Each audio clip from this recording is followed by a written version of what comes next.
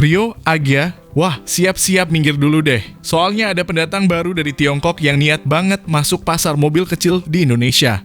Namanya BYD atau One. Mobil ini mungkin kecil tapi jangan salah bawaannya kayak bocah sekolah bimbel 7 hari seminggu, penuh potensi, serius, dan siap bikin lawan ketar-ketir.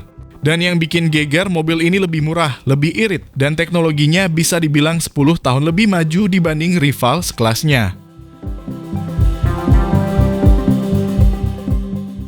Bayangin mobil seukuran Brio, tapi tampilannya futuristik ala EV zaman now, terus dalamnya nggak lagi tuh dashboard polos kayak meja sekolah. BYD atau One ini datang dengan desain interior modern, layar besar, sistem infotainment yang udah kekinian, dan fitur-fitur keselamatan aktif yang biasanya baru nongol di mobil 400 jutaan ke atas. Ini sih udah bukan head-to-head sama Agya atau Brio, tapi udah kayak main di liga yang beda.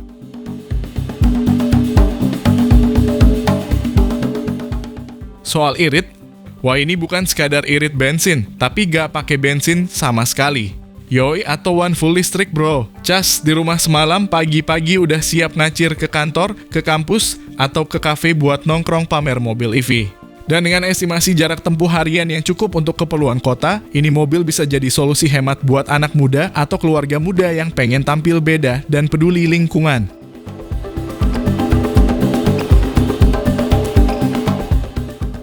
Tapi yang bikin makin gila, harga atau One ini hanya 100 jutaan, gila gak tuh? Ini bukan sekadar mobil murah, tapi mobil murah yang gak kelihatan murah, dari desain sampai fitur. Bisa dibilang atau One ini kayak si anak baru di sekolah yang langsung jadi primadona, pinter, ganteng, dan nyambung diajak ngobrol teknologi.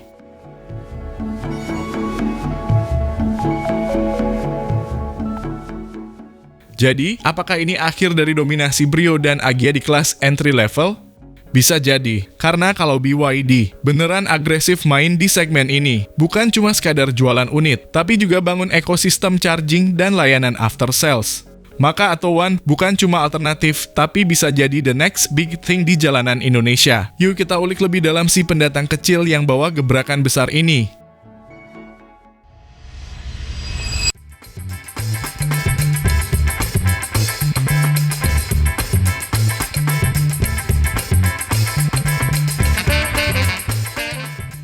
Halo semua, selamat datang di channel Oblitz. Walaupun kecil atau One ini nggak bisa diremehkan.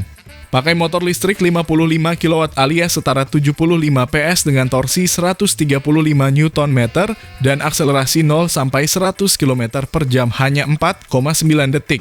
Buat dalam kota, ngebut dari lampu merah cukup responsif. Tenaganya halus, instan, dan bebas gigi-gigian ribet kayak mobil matic biasa.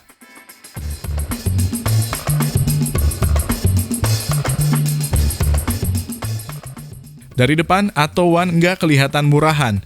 Desain lampu sipit LED-nya agresif, garis bodinya tegas, dan ada sedikit aksen floating grille yang ngasih kesan modern. Nggak ada fog lamp karena desain bumpernya udah cukup ramai. Kalau dibandingin sama Brio atau Agya, jauh lebih futuristik. Cocok banget buat Gen Z yang doyan tampil beda.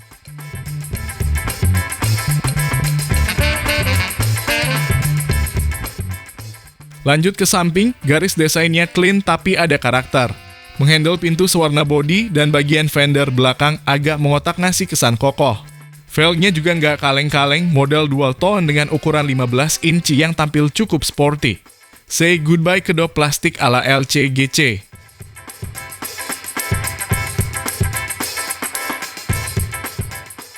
Sektor buritan atau One tampil manis.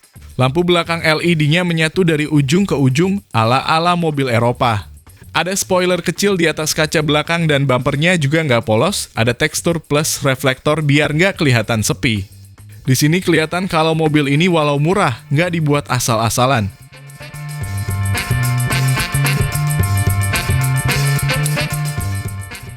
Begitu buka pintu, suasana langsung berubah. Dashboardnya simetris dan nggak pakai material keras doang. Ada sentuhan soft touch di beberapa area, aksen doff yang elegan, dan jok fabric berkualitas oke. Kesan minimalis modernnya dapat banget. Interior Brio atau Ayla terasa ketinggalan zaman sebelah ini.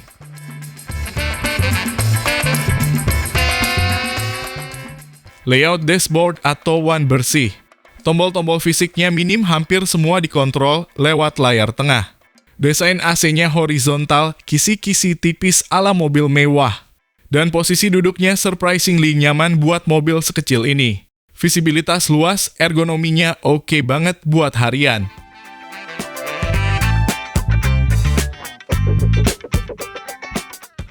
Buat hiburan, Atto1 dibekali layar 10,1 inci yang bisa diputar landscape portrait. Yes, literally bisa muter sih.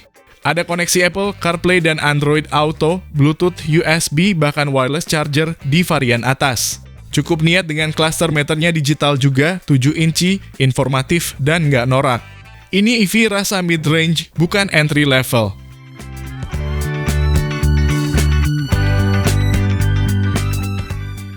Fitur-fitur kekinian kayak keyless entry, start-stop button, auto brake hold, dan bahkan vehicle to load yang bisa nyetrum laptop atau rice cooker dari mobil. Nggak bohong, ini fitur yang bahkan Brio RS belum mimpi punya. Ada juga NFC card sebagai alternatif kunci. Anak kuliahan pasti langsung naksir.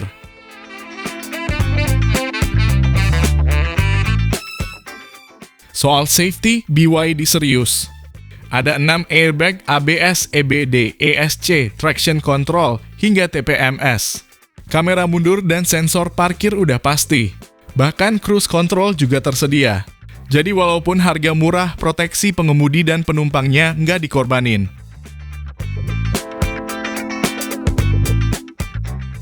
Dengan wheelbase 2500 mm, ruang kaki dan kepala surprisingly lapang buat mobil kecil. Kursi belakang bisa dilipat 60-40, bagasi juga cukup buat 2 koper kabin. Bantingan suspensinya sedikit firm, tapi masih oke buat harian. Buat cewek-cewek atau keluarga kecil, pas banget.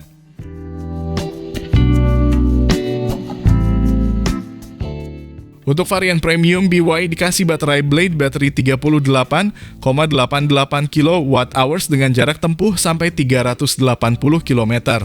Bisa fast charging DC 4 0 kW, isi 30-80% dalam 30 menitan. Yang varian Dynamic pakai baterai 30,08 kWh, jarak tempuh 300 km. Cocok buat pemakaian dalam kota dan keluar kota tipis-tipis.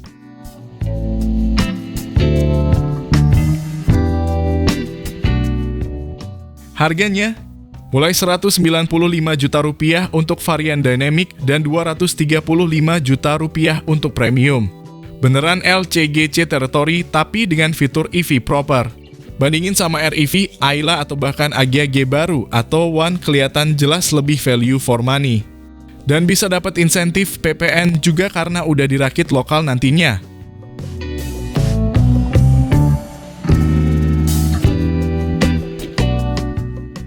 Dengan desain kekinian, fitur super lengkap, dan harga semurah ini, BYD Atto1 jelas bukan mobil main-main.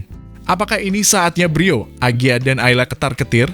Bisa jadi, karena Atto1 bukan cuma murah, tapi juga modern, aman, dan nggak kelihatan murahan. Kalau Anda cari mobil baru di 2025 dengan budget 100 jutaan, coba pikirin ini dulu sebelum ke showroom LCGC.